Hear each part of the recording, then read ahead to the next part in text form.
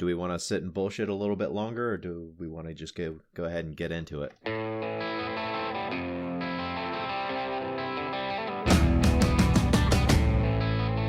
Hello, and welcome to this episode of the Alien Familiar RPG Podcast. I am Clayton. I'm Jordan. And I'm Eliot. Before we get started, you can find show notes and more at alienfamiliar.com. You can email us at alienfamiliarmedia@gmail.com.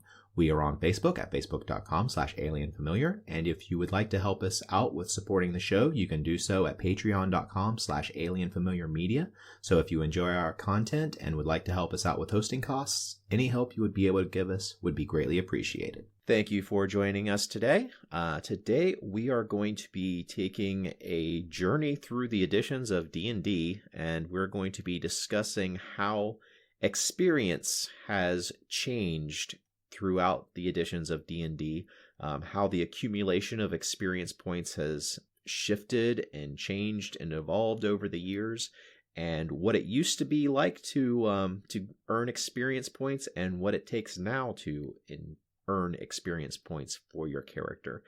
So, Eliot, this was your idea for a topic today. Was there anything in particular that got you to thinking about this as something you wanted to talk about?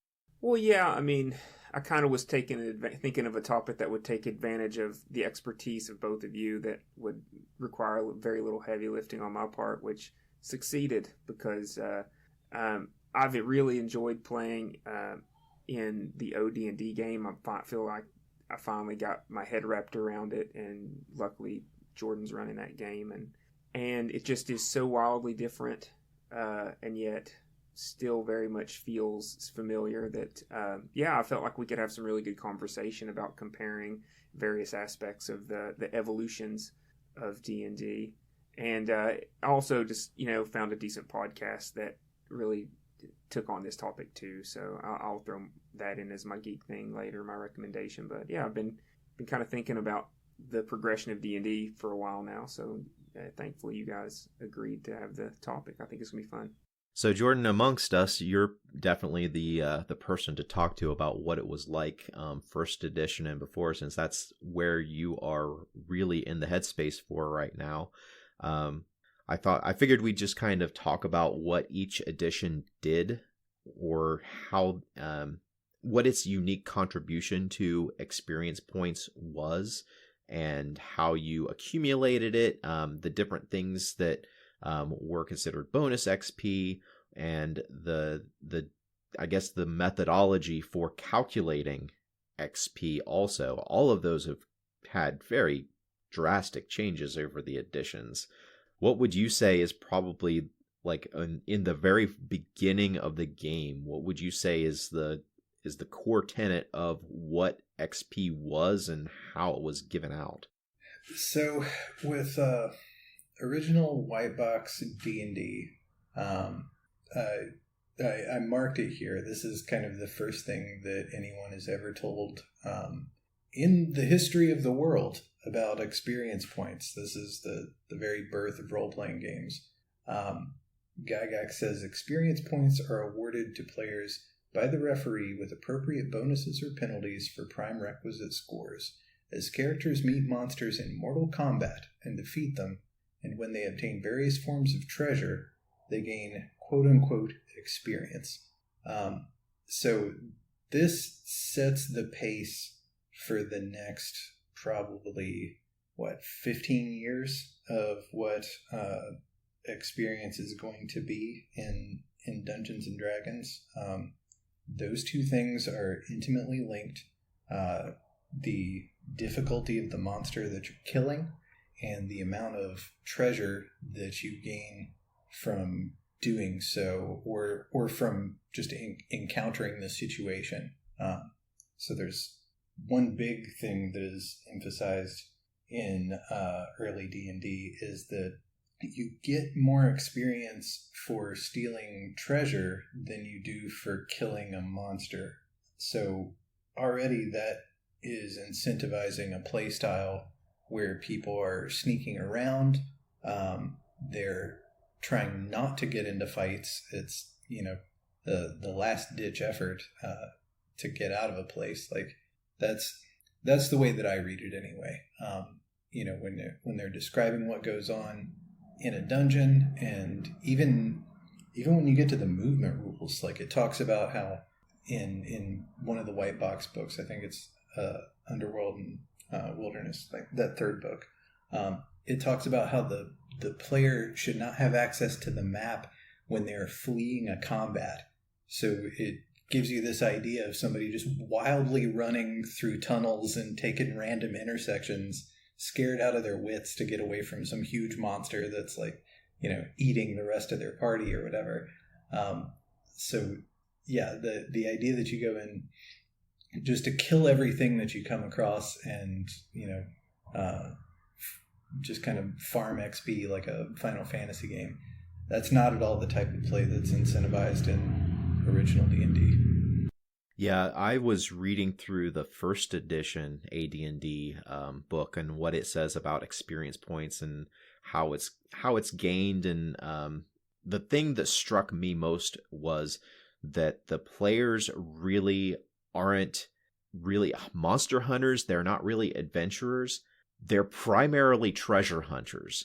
They are there to get in, get what is valuable, and get the hell out with as little fuss as possible.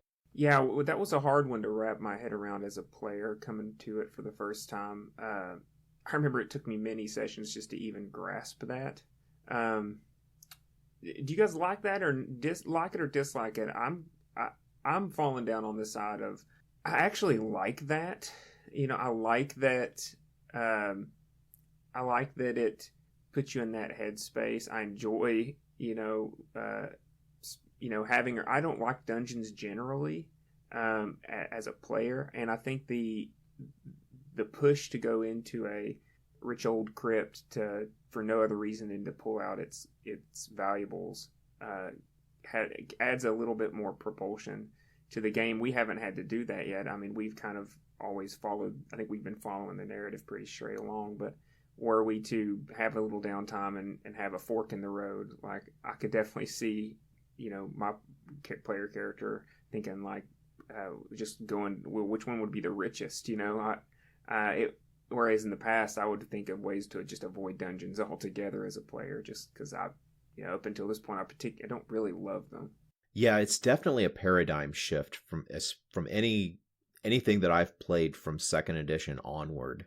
I'm finding that I'm really discovering how much my play style is risk averse, and there is a degree of first edition and before that is very much rewarded, but it is absolutely not rewarded in that risk averse people would not go into these dungeons where things are very dangerous and things are going to try to kill you in order to extract treasure from it. I've been so indoctrinated in the ideas that have come about in the past 20 years, where it's about the story, it's about the characters, it's about the narrative that all of the characters are participating in. And really, the older editions, the way that the XP is gained, it makes it more like a game where there is an emergent story that comes about as a result of your choices to go and get loot, rather than an explicit story that comes about from your characters trying to tell a good story. That's absolutely right. In modern versions of Dungeons and Dragons, it's assumed that there's a story that exists that you are going to just kind of waltz through and say your lines, play your part, and there's just already this thing going on that you've got this little piece of it that you're going to contribute. Your acting and decisions and whatever. It's pretty much flip-flopped, like you were saying with old D&D, that what you do becomes the story. You're not walking in with this big script. Now, as you get into modules and things like that, depending on the module, that might be a little different. But this will get into like we discussed before, Clayton, the Gygaxian versus like the Hickman kind of module design. The Gygax stuff, the early modules, to me read very much like sandbox situations, and the story is the decisions that your group decides to make. I prefer that, I think. And to your point, Clayton, about your cautious play style, if I could, I'd like to read this little paragraph out of the first edition player handbook. This is the section called Gaining Experience Levels. And here is where Gygax is talking about how to determine how good of a job a player is doing at playing their character. And he says, clerics who refuse to help and heal or do not remain faithful to their deity, fighters who hang back from combat or attempt to steal, or fail to boldly lead, magic users who seek to engage in melee or ignore magic items they could employ in crucial situations, thieves who boldly engage in frontal attacks or refrain from acquisition of an extra bit of treasure when the opportunity presents itself, quote-unquote cautious characters who do not pull their own weight. These are all clear examples of a poor rating. Well, I mean, first edition lends itself to being cautious, though. I definitely feel Clayton's hesitation, though I'm pretty cavalier when it comes to putting my characters in a pinch. Though that's not my typical, well, maybe it is my typical play style, but I have felt in this first edition game a big hesitancy because of its reputation for being so deadly. And I think the party's done a pretty good job of holding on to their characters a lot longer than many of us would have expected, because we have been very cautious and considerate. But I think that, speaking to Jordan's passage right there, I think that, I feel like we're definitely taking the slow train to level 2. I think some of us just got to level 2. And I think it does speak a lot to the game and its design, in that, my character is by far the youngest in the party. I think this character I'm playing now came in session 4 or 5, so he's 4 or 5 levels behind. But I just leveled, partly because the thief, I think, levels faster, if I'm not mistaken. But, I've just played the character a little more cavalier and gained a little bit of scratch here and there, and that's kind of put me, I think it's kind of evened me up. Just the act of being a little less risk averse has so far paid off for this particular character. You raise a point that's worth mentioning that maybe not everybody knows, and that is that prior to 3rd edition Dungeons & Dragons, you leveled up based on the type of class your character was, like the amount of experience required to get to the next level. So, like you were saying, Eliot, if you're playing a rogue or a thief, to get to 2nd level, you need 1200 XP. If you're a wizard, you need 2500 XP to get to level 2. So, yeah, with the same amount of experience, you would have a level 2 magic user or a level 3 thief. So that was one of the ways in game design that they tried to balance the relative power of the classes, because wizards get so much more powerful. It requires more experience in that class to get up to that level. Yeah, and the wizard is always going to be at least a level behind the thief, and is usually going to be approximately a level behind most of the other classes as well. I haven't looked at my character sheet to see if I actually gained enough XP to level up last session, but last session I was still level 1, and we've been playing for quite a while, and everybody else is starting to hit level 2. And Eliot, it sounds like your character, who has been with the group half the campaign, and my character has been with the group for the whole campaign, it sounds like your character is keeping pace with mine. Yeah, I mean, part of that's the class thing. Some of it's good luck. But talking about it while we're on the subject, that's something that when I was a younger player, not having played 1st and 2nd edition, I would hear that and that's unfair, and then I was just reading the 3rd edition notes that you shared, And just as everything changed and pivoted, I'm sure we'll get into more about it in third edition, to a very different game and very different design philosophy. It mentioned leveling and how it was designed, that leveling should come. It didn't say it in these words, but it kind of reads as leveling should come early and often, as it encourages, and it just basically, the way I read it was, well, because players like it. Players should level. They should level, not every time, but fairly frequently. I think it was like every couple of sessions is what it for the early levels.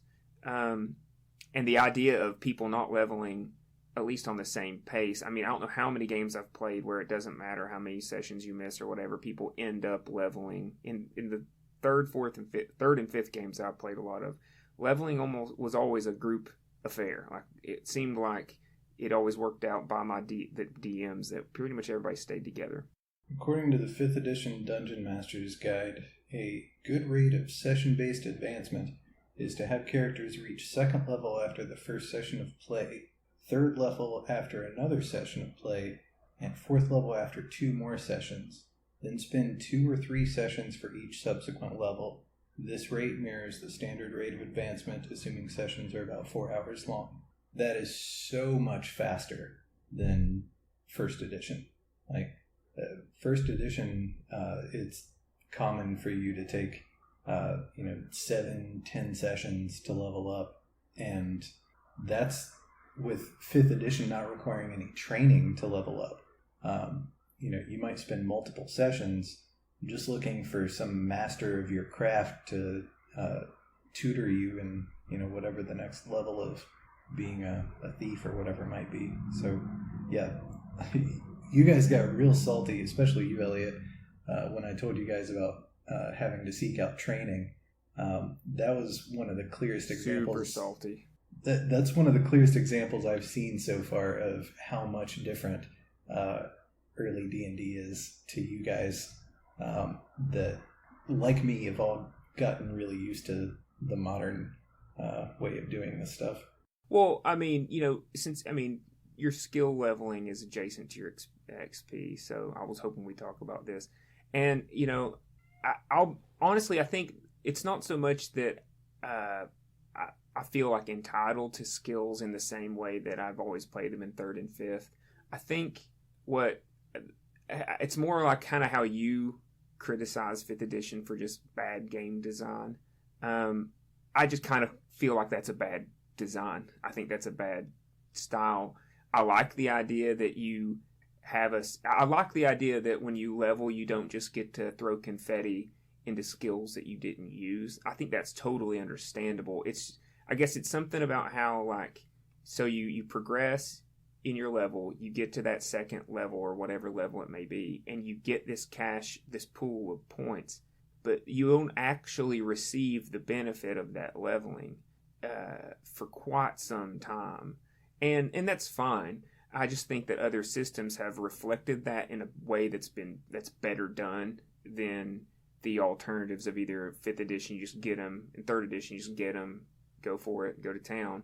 And in this situation, you have to, scrape and claw for skill progression. I mean, just for, I don't know if this is your particular view on it, Jordan, or if this is by the book. I'm assuming it's by the book. But just so, if my character being a rogue, I get 12 skill points, and the rule is it takes a week of dedicated training to spend one of those points. That means that in order for my character to spend all of those points, it will be 12 weeks worth of dedicated effort to just spend that pool. I can't imagine I will have all those spent by the time I hit my next level, frankly. So to be clear, the skill system that I am using is a house rule that is a hybrid of the proficiency system that first shows up in 1st edition and then gets fleshed out a little more in 2nd edition.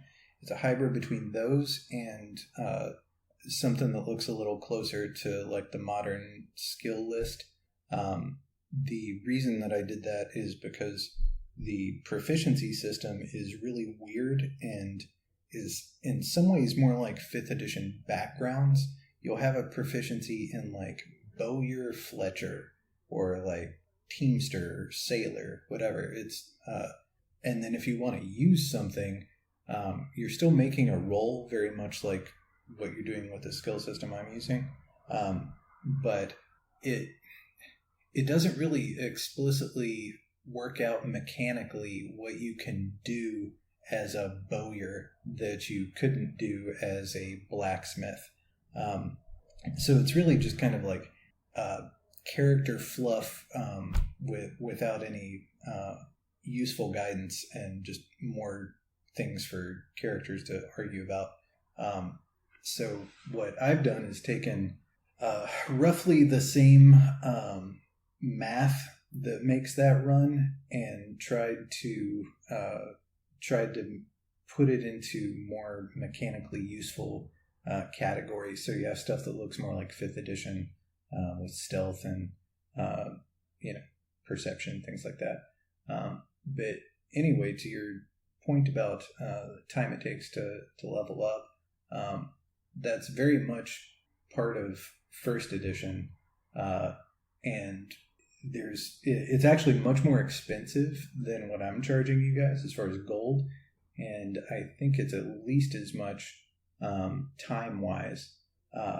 And as written in 1st edition, not only do you not get any proficiency stuff, which is kind of an optional rule in 1st edition, when you level up, you don't get a better attack, you don't get additional hit dice, spells, any of that stuff. You get nothing.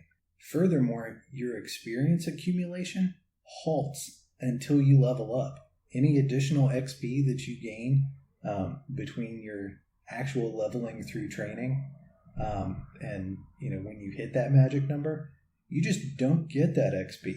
So I'm actually being pretty fucking generous with you guys relative to rules as written, I think. Can we focus a little bit on just kind of the actual things that yield experience points in 1st edition? I pulled a quote from the 1st edition and before. I pulled a quote from the 1st edition book that specifically states what experience points are earned for, and it says that XP is earned, quote, for treasure gained and opponents captured or slain, and for solving or overcoming problems by professional means. What the hell is professional means? You do it like a professional. Come on. You don't half-ass it. Well, and what I find interesting about all that you just read is what's not included, which was definitely included, if I'm reading Jordan's highlights correctly, as early as AD&D or 2nd edition on, is a big emphasis on rewarding players for good role play, bringing in the role play element as a way to be worthy of gaining experience points. That is not in that quote. Well, it's not in the quote, but it is a little bit later in the section. It does go specifically into like completing goals, like related to your class, such as like priest proselytizing, that you're supposed to get some reward from that, and like thieves stealing. It's recommended that you get some bonus XP for doing those types of things, specifically relating to your class. Okay, well, I mean, I like that. Still, the flavor is certainly different. The seasoning on that take is a little different. It's all about, but I like that. I mean, all in all, I like that idea. I have no problem with it being a little more grounded. I particularly like, and again, correct me if I'm wrong here, if it's your take or if it's in the rules, but I really like that you don't get the experience points until you've spent the money.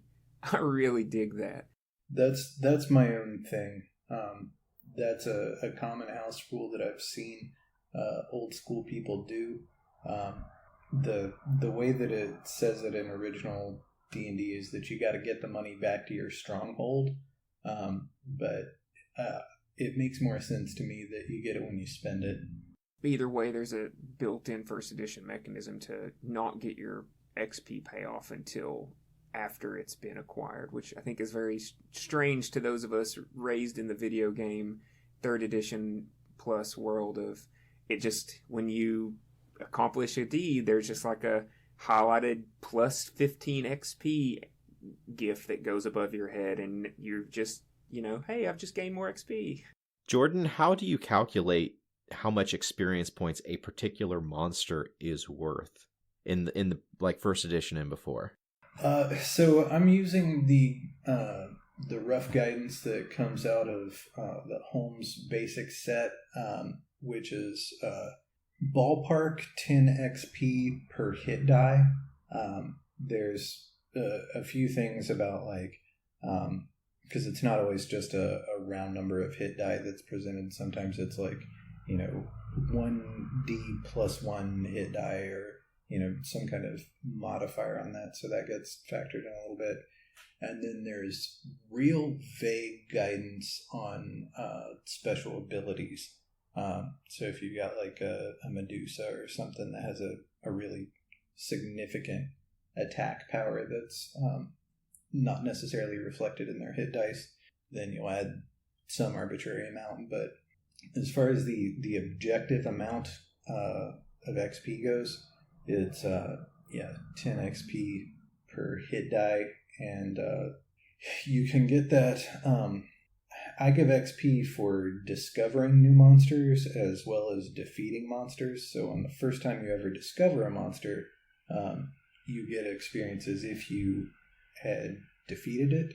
And if you happen to also defeat that monster that you first discovered, then you basically get double XP on the first one. But, every orc after the first is only going to be, 10 experience. I think this would be a good time for us to dive into the comparative XP chart that that Jordan shared with us, because to put all this in context, a level 2 cleric in ODD levels up at 1500, and that's the ballpark for all of them. Magic users at the high end level at 2500, thieves at the low end at 1200. That calculus more or less holds true. There's some tweaks here and there, but that kind of calculus holds pretty strong until 3rd edition. There is some big changes, like the cleric to level 10 costs 400,000 and 450,000 in 1E, and goes down to 300,000 in the subsequent editions. 2nd edition, it was 450,000 once to get a cleric to level 10, and then you hit 3rd edition, and they bring that down by a factor of 10. So it's 45,000 instead of 450,000 to get that cleric to 10th level. So it's to think that 10 XP per hit die to get to 400,000 XP. I mean, that is a slog, absolute slog. So getting it through monsters is clearly not the way they envisioned this to happen. No, not at all. It's definitely more about making money, at least until 2nd edition. If you look really close at at that experience chart too, you can almost see how from OD&D you get the bifurcation for 1st edition AD&D going one direction, and then the basic and expert Mulvey set going the other direction. That goes into Beckney and the Little Cyclopedia and all that stuff. That then kind of comes back together, rolled into one with 3rd edition. You can see it in the XP amounts for certain characters. Like, it looks like they've probably just taken the averages of things. Mostly, I think, along the BX Beckney range until you get up to 10th level. Like, they did a lot of flattening for 3rd edition. It's a much more linear kind of progression, I think, if I'm reading it right. Another thing worth mentioning there, I think is interesting. We kind of touched on a little bit, but the difference in XP awards. So from OD&D, up to first edition AD&D and BX and BECMI, one orc, all things being equal, is going to be worth 10 XP. Second edition, that orc becomes worth 15 XP. None of the experience requirements changed significantly for the first several levels in any of the classes in second edition. You get to third edition, though. Experience requirements are lower across the board, and one orc is suddenly worth 150 experience points. That trend continues until 5th edition, which is the most dramatic change. You need 300 XP to get to level 2 in 5th edition, and an orc is worth 100 experience. So you go out and kill 3 orcs in a row by yourself, which I don't think is very hard, and you're at level 2. That's amazing to me. By contrast, as a fighter in first edition D&D, you would have had to have killed 200 orcs to get to level 2. That's huge. I think that just comparing to one creature, though, kind of skews it a little bit, because I remember, particularly in second edition, drow elves were worth a shit ton of experience points, even though they were just a one-hit die creature. I want to say that their experience value for killing one drow was either 300 or 900 in second edition. Yeah, drow have a ton of spells and stuff. I use the orc because that's like the most basic stock bad guy in D&D. If I'd have had time, it would have been interesting to grab a troll and a red dragon and whatever, see how that shakes out. But if an orc is a fundamental unit of bad guy, which it seems like it is, using that as a baseline, it's a pretty dramatic difference across the editions. Yeah, do we want to talk feel free to say no, but you can definitely tell that when they were revamping 3rd edition and beyond, I believe it was 3rd edition that introduced the challenge rating and the math system. They really gave a lot of emphasis to the DM that when you're building your encounters, here's a math rule set that can help you calculate the relative difficulty for a encounter. And I know that 5th edition famously is wrong in its calculus. I mean, every DM, podcast or video I've ever seen, and playing it myself, I can agree that it's not very helpful. And 3rd edition, I don't remember being particularly helpful either. Do you think that it's best to take the OD&D earlier editions, just kind of, letting it be a little vague and let the DM figure it out? Or is it better that they tried to give some sort of guidance, even though in practice that guidance can sometimes lead to a lot of frustrating unintended consequences for the DM? Or would it be better for them to have just left it vague for that reason? From what I remember I didn't play second edition all that much, but the biggest pain in the ass for me in any edition is just calculating XP. I hate calculating XP for an encounter that the player characters have done. And the system in first edition of how things don't have a stated XP cost, they have a way for you to calculate how much XP a particular monster has. That sounds like a nightmare. There is no way that I would want to go back and play that and DM as a first edition DM, where I have to do my own math in order to figure out how much a creature is worth before I then divide it amongst the players. The way I play, I hate dividing. I hate even just adding up the numbers, the simple numbers from 3rd and onward, and then just dividing it by the number of players. That's more work than I'm willing to put into it, let alone having to calculate each individual monster. I think it's ridiculous that it took so long for them to include the experience award per monster as part of the standard monster stat block. If you go back to OD&D, it's got this weird equation that it gives experience for a monster based on which level of the dungeon it's encountered in, because the level of the dungeon tightly constrains the difficulty of the monsters that you'll be encountering there. And back then, the game was much more like an old PC adventure game. Think like Diablo or something, where every level, okay, you're going to get 1 hit die monsters at first level, 2 hit die monsters at the second level. It was real tightly coupled like that, and then you divide it by the number of the number of characters and also the levels of the characters, and you just got to do all this crazy stuff. You're still doing that all the way up into later editions, but they at least took that extra step of labeling how much XP a given monster should have. I don't like having to factor in the character's level, because it seems like the increasing amount of XP required for each subsequent level should be that factor anyway. It makes sense that you divide it up between the players there, but like, I don't know. If you got 10 orcs, that's 100 XP. Divide that between 5 players. There you go. Easy.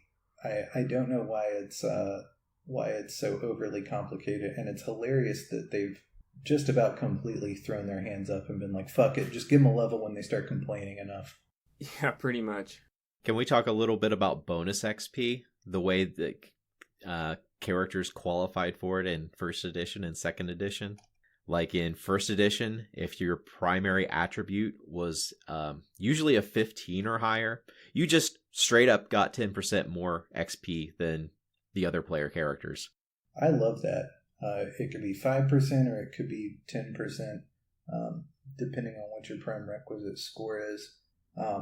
I think that's awesome. That makes perfect sense to me. If you're really talented in the main ability that contributes to what your class does, why wouldn't you excel at it? Like, that's how shit works, right? But you don't get better from it. You can only get better if somebody else teaches you how to get better at it, not from actually using it. Well, the training is applying the things you have learned in the field. I mean, given the alternative, I think the gameplay, not to go back to skills, but I guess I am, but it is better that way. I'm ribbing you a little bit, but I like the idea that you have to earn it in some way. And that's just the idea that if you're a low-level character and you have a town in your orbit that you can go back to, you could develop almost like a master-apprentice relationship in any given number of your skills. And that's just good food for the DM to bring in NPCs and allow the players to develop their own story content you don't necessarily have to generate. I do like that. I like that approach, that philosophy, that, cashing in your XP can somehow motivate some extra gameplay content that will benefit the whole game, rather than the instant power-up, that feels very unnatural in third and up.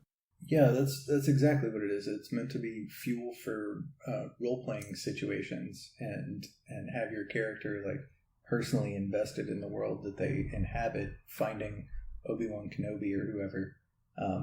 It's that, in addition to it being kind of a break on the or governor on the power accumulation. And I think it's interesting that exists in early D&D, that always gets the rap as being the kick in the door hack and slash version of D&D, whereas everybody acts like modern D&D is like so advanced and story driven and blah blah blah, all this sort of like kind of hoity-toity language. But when you get into stuff like this, like it's like you said, it's like a video game. Like you walk over the corpses of your most recent enemies, and the XP just dings over your head as you continue on to the next room. And we kind of talked about this already, but I think one aspect we didn't is the kind of going back to the 10% bonus that you were talking about, Clayton, 5 and 10%. Like the early editions did not give a shit about people being the same level. I think that's a convention that grew out of the people feeling that it was unfair. But I think that, and correct me if I'm wrong, but I always loved playing Magic users. in third and in fifth. And I remember even in third, where everybody leveled the same, I remember that it was a common complaint that the wizard was just OP. That very much the things that they predicted in first edition, that as you level, the magic user is going to really outstrip the party as far as their ability to be powerful, frankly, really shined in third edition. I think the wizard was just the best class almost from the jump. They definitely saw that and did something about it in the first editions, and they definitely made a conscious design decision not to do it in third, and it resulted in one of the criticisms of the system. I like that everybody's not always going to be at the same level. Do you think that's just a convention in our groups? I mean, have you played in 5th edition games? I've played in a couple where we all didn't level together consistently, but in the 5th edition DMG, it straight up addresses this in the section on absent characters, on whether or not you should give experience to people that didn't show up. And it says, like, it's fine for people to have different amounts of XP and be at different levels. It pretty much just kind of says it's not a problem. It really is just kind of like the social convention at tables, it seems like, where everybody's just kind of getting pulled along in the wagon. Everyone's got their... it's even more than basic participation XP. It's just automatic XP whether you bother to show up or not. Although it didn't really come to fruition, I almost put together a 5th edition game not too awfully long ago online. And one of the caveats that I advertised with the game was that the player characters wouldn't necessarily be keeping pace with each other as they leveled up. And I also explicitly stated that if your character gets killed, your new character starts over at first level. So there's not going to be a character who is 5th level and their character dies and the replacement character comes in. That new character would be first level. I had several players just straight up balk at the very concept of playing like that. I don't really ever want to play a different way now, though. Having seen it, and our group has been very good. I don't think anybody really gives much of a crap. I could see it being a problem in 5th because, especially starting over at level 1, because the progression's so slow in the old system. I understand now why it's not that big of a deal, because, I mean, if you're a couple, 3 levels behind the party in the old versions, I mean, it's not a huge difference. I mean, I guess 1 to 2, my hit points did get a pretty big buff, and that was a sigh of relief going from first to second. But I mean, it's really just a handful.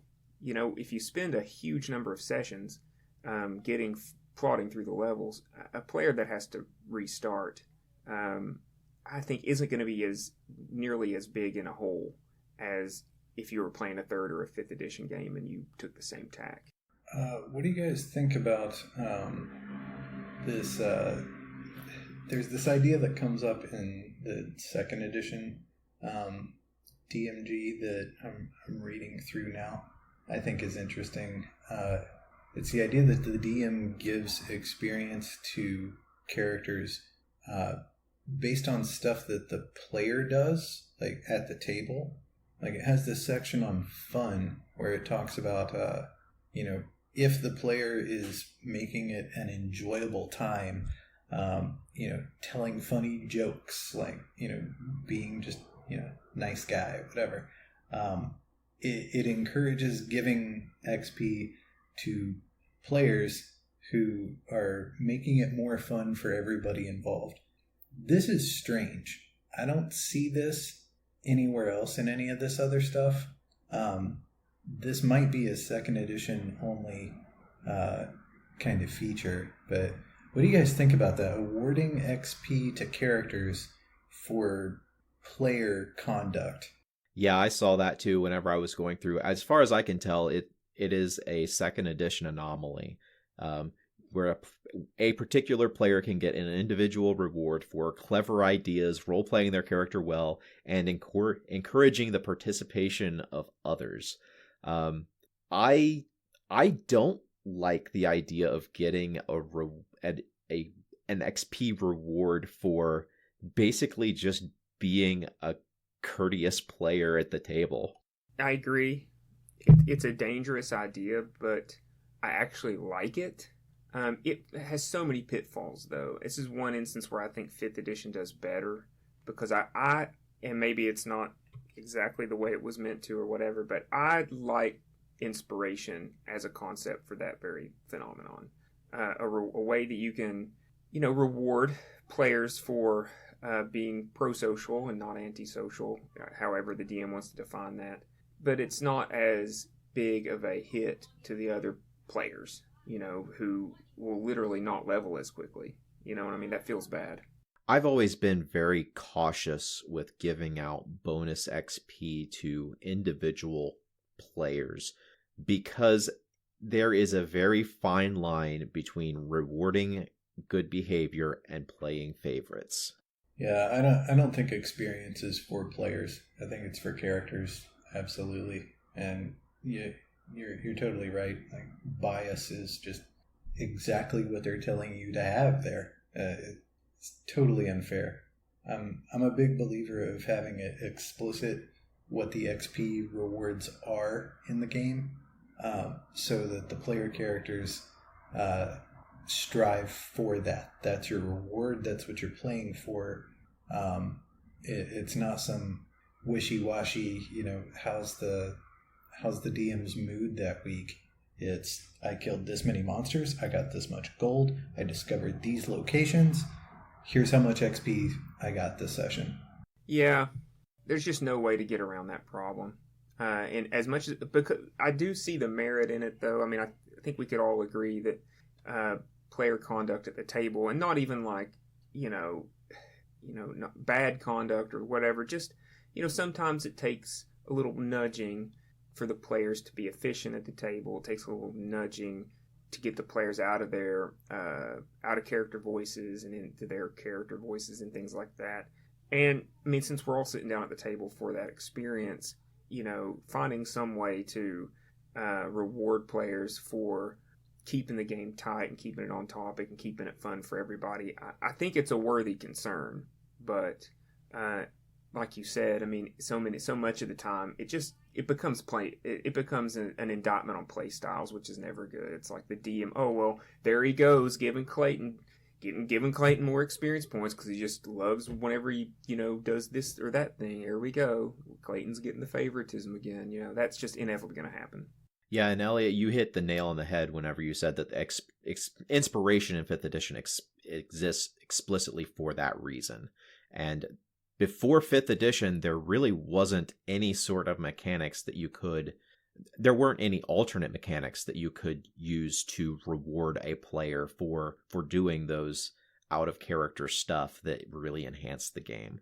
If I'm not mistaken, other systems did a good job in similar ways, but they systematized it, I think. Like, I always think about the old Deadlands game where you got chips and stuff like that. I remember you would get chips pretty liberally from the DM for different in-character actions, and you spent them pretty liberally too, but they were also a way of getting experience points too. I'm interested in this idea, though, of using experience rewards to motivate player character actions in the game. We've touched on this in a few different ways about how the reasons that you get XP are going to alter the ways the player characters play, or the players play the game with their characters. That's one thing that I think you guys are probably figuring out now, but wasn't obvious to begin with, like we were saying in my OD&D game. And they mention in 2nd edition when they're talking about in the DMG, where they're talking about balancing too little or too much experience. It talks about with too little experience, players will get the "it doesn't matter what I do, so why bother" attitude. And the same thing happens with too much experience. "It doesn't matter what I do because I'm going to win" attitude. And somewhere in the middle, there is this ideal amount of incentive for player characters to be inventive and proactive. I think that's one of the things that I probably haven't expressed well enough running this game that I'm running, is that there is no XP for showing up. There's XP for getting shit done. And when I look back at like the XP logs from this game, some sessions have pitifully small XP awards. Whereas if the group were really acting like they had a fire under their ass, getting stuff done, and I'll go ahead and say it, metagaming a little bit, knowing that the purpose of the game is to accumulate experience for their characters, there'd be a lot more happening. People would not be fucking around, just kind of staring at walls and stuff for real world hours, in game days on end. I don't know. What do you guys think about that? Like, making it a clear thing that the player characters are pursuing experience accumulation. I think any way that you go about awarding experience points as just a design mechanic, there's always going to be, unintended consequences, or maybe intended consequences or whatever. But, there are some flaws in that. Like, for instance, as a DM, if you know that your players heavily rely on the loot that they gain from session to session, it definitely makes, I guess from the player's perspective, there are just going to be some sessions where there's not a dungeon to go into. There's going to be some sessions where, like this last one that we were on, which I really enjoyed a lot, but we were on the road. We spent a lot of time traveling. We spent a lot of times figuring things out, and the places that we were going were fairly destitute of valuables, and we're kind of progressing. I mean, you can't just be in a dungeon every single session.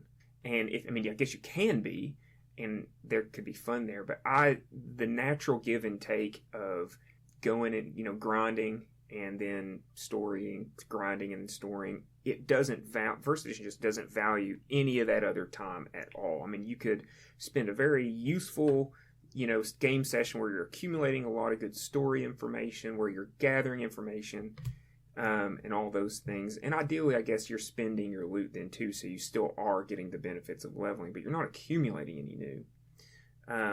That to me feels kind of bad. And I think that even plays out in earlier sessions in your game where, we had a couple sessions like where you were saying we were kind of dicking around, and we were, but, it really doesn't, for a game where, like, it's very lethal by reputation, and dungeons should be taken with caution, it really penalizes you for taking your time. You know what I mean? Like, literally, you lose experience points for taking too long. So that's a bit of I don't really, I think the incentive is to just dive headlong as often as you can into some unexplored depth because you think there's a lot of gold there, or to even make bad choices. Say you encounter an NPC that's fairly wealthy, I could see parties being like, hey, this knight here, oh boy, knight of Sir Nicholas, who's been sent to accompany our party by the king, he looks pretty juicy, what do you think that armor's worth? Maybe that's at least 10,000 worth of plate, don't you think? Do we really need to keep this guy as an ally? You know what I mean? I could see conversation. It almost turns like NPCs and turns everything that's of value almost into meat that the players will start to salivate after, Well, there's experience awards that I give for meeting important NPCs. Also for acquiring important items or information, and significant personal events are worth a good deal of XP. So I've definitely made it a point to put in story stuff, character promotions, for instance, a good deal. The most XP that you guys have gained in a single session was in session 3, and that's after you guys left Bodenberg and we're heading up to 10 in order to go to that Tostinka. And the reason that was the most XP is because you guys blew through a shitload of locations discovering places on the map, and you got XP based on how big the town or village or city or whatever was. So there's a lot of XP to be had doing a lot of different kinds of things. You just have to be doing something. And for these sessions where people are just like sitting in a dungeon, staring at a puzzle, waiting on somebody else to figure shit out and picking their ass until it's over with, like, that's not going to get you anything. So I don't know. It's not all, looting and killing. There's lots of other stuff too. Pretty much if you do anything, you're going to get some XP. You just got to do something. Clayton, that sounds like a whole lot of work on the DM, don't you think? Absolutely. Like, whenever you're playing a video game, that stuff can just go by because that's all coded. But if you're doing it because you're sitting there and you've got a pencil and paper in front of you, that just sounds like headache. If you're role-playing with a pencil and paper in 2022, you're losing. I don't know, man. Completely off subject. I'm really thirsty for the day I can sit around a table with a pen, with a pencil and paper character sheet and just roll some dice. I will never ever go back. For the experience stuff alone, the experience tracker that I've put together for this game, I really value being able to give XP for cool things, keeping track of what people do. Like, I think XP is a very special topic in role-playing games. It's a kind of contract between the DM and the player characters, and it, in a lot of ways, it represents the amount of control that player characters get over the story. And I think that keeping rigorous track of how much someone earns, it's important. It's because of the incentives, because, like we were saying, people will just kind of sit around and do nothing. The lifeblood of the game is character activity. And if you're not fairly keeping track and awarding people for doing cool stuff, they're not going to bother, and your game's going to suffer because of it. So I think the more that we leverage modern technology and the ability to instantly calculate and forever remember all of this stuff, I think it makes for a better role-playing experience for everybody involved. Yeah, hear. Clayton, there was something else you wanted to address before we wrapped up. Yeah, what do you guys feel about losing XP or XP penalties? Because that was something that was actually pretty big in 3rd and 3.5 edition, was having penalties on your XP or doing things that actually cost you XP. Like alignment stuff was the thing, wasn't it?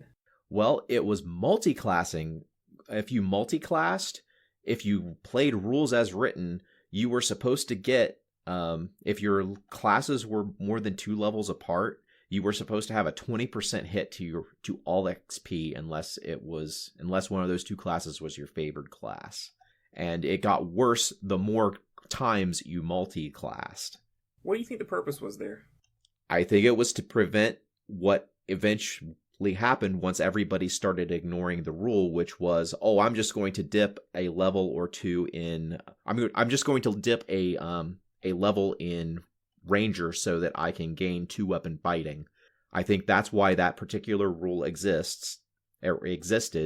And then when everybody ignored XP penalty for multiclassing, it completely broke the game for why you wouldn't go ahead and multiclass and just take a level or 2 in a particular class in order to gain a whole bunch of benefit.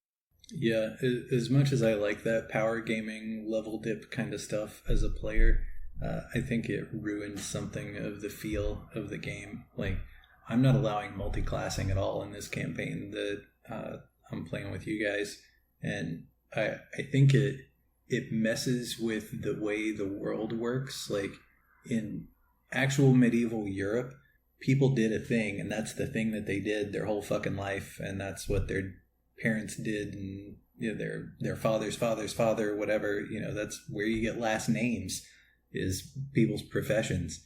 The 3rd edition and on mix and match, highly customized kind of character, like, That's a very modern kind of sensibility of how things work. And I think that the setting suffers for it, or at least it doesn't feel particularly medieval on account of it. I don't know that I would take that personal take.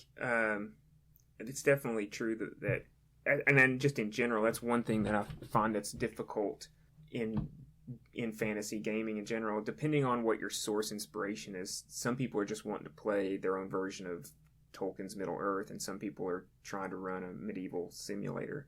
And it's a lot easier, I think, to get into the headspace of the high fantasy, because it tends to lose a lot of that alienness that the Middle Ages had. But I mean, all that said, I think the idea behind D&D is you're playing heroes, and are the exceptional people. And even in the Middle Ages, there were exceptional people who rose from little to great.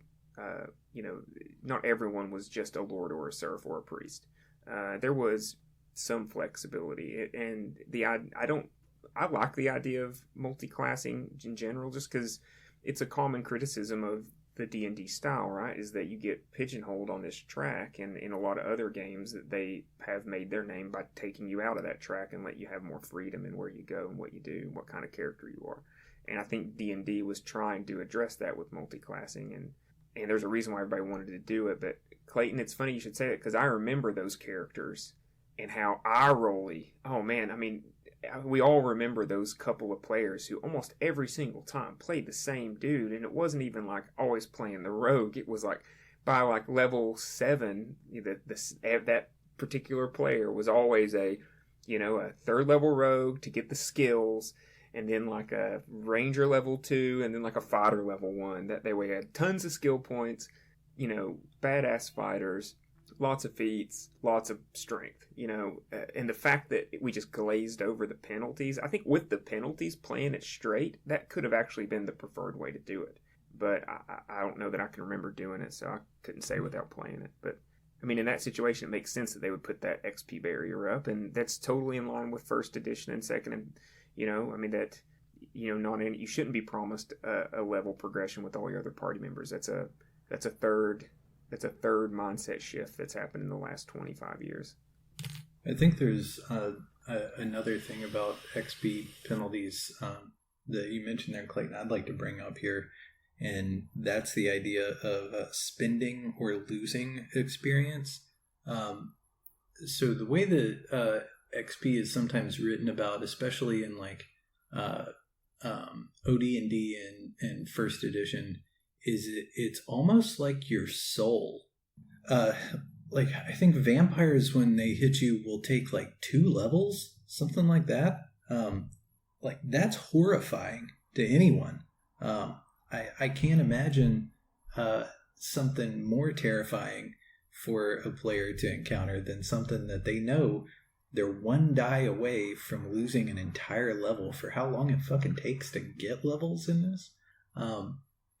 That's interesting. It's a soul drain, and you're losing levels and experience from that. And if there are certain spells, and I think magic items too, that to cast them or create them, you have to spend some amount of experience, and you're investing part of your soul energy into this thing.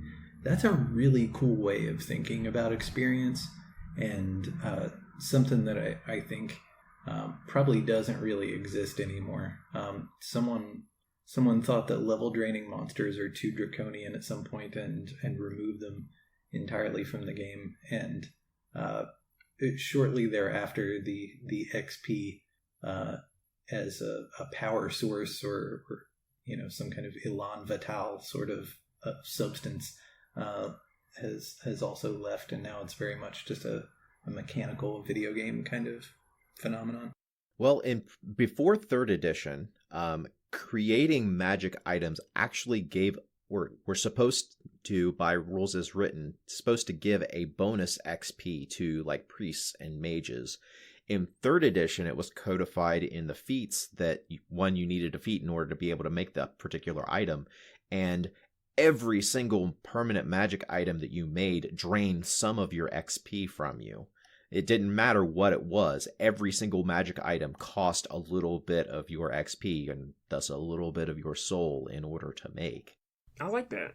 It was weird because third edition gave concrete rules for how was the first edition, or was as far as I'm aware, the first edition to give codified rules for creating magic items, and it changed it from, instead of making magic items gave you experience, making magic items cost you experience.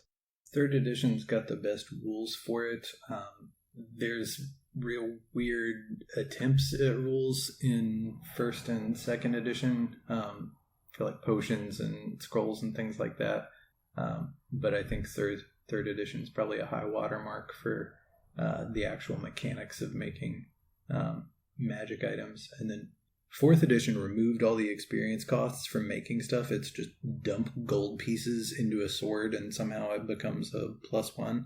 And fifth edition, I'm not sure how the fuck you make a magic item in fifth edition, to be honest with you. Yeah, it's one of the worst things that they tried or didn't try. It's not good at all. Well, we're starting to get a bit long in the tooth. Are you guys okay with going on to geek things now? I'll start off. I only have one geek thing. It is a documentary on YouTube, on the DC YouTube channel, The Heart of Batman, the story of Batman the Animated Series. This, as we are recording it, came out less than a week ago. I want to say it came out like around the 14th or 15th of January, and it basically just kind of tells the origin of the Batman animated series from the 90s. If you love that show as much as I did, I definitely recommend it. It gives you a little bit of insight as to kind of how the entire situation of animation and also the zeitgeist of Batman at the time culminating into this show that I would consider to be one of the best representations of Batman ever put to screen. I love that show so much.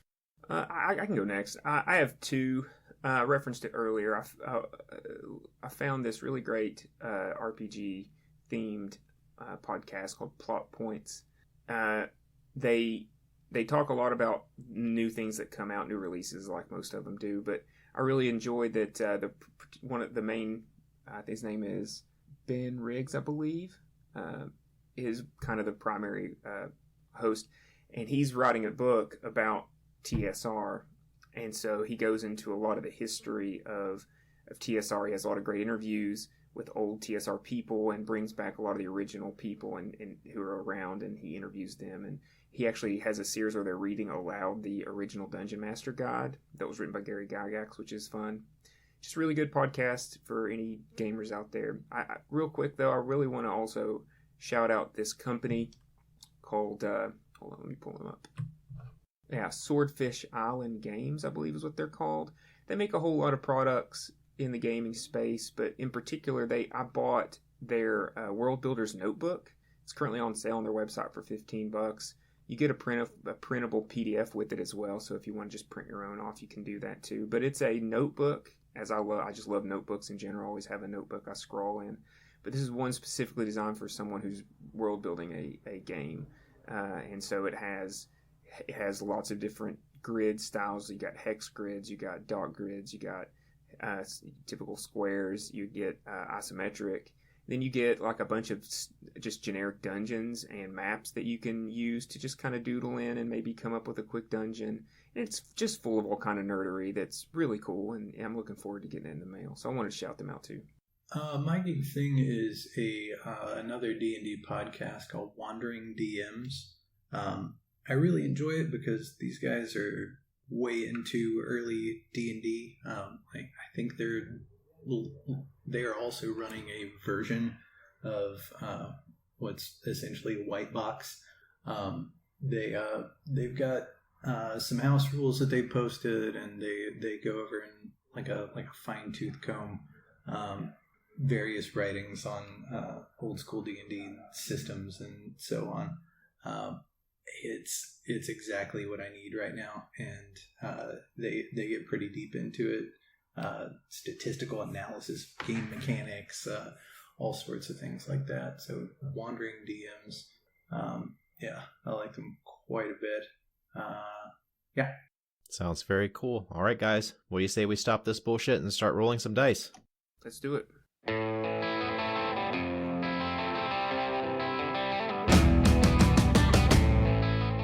This has been a production of Alien Familiar Media.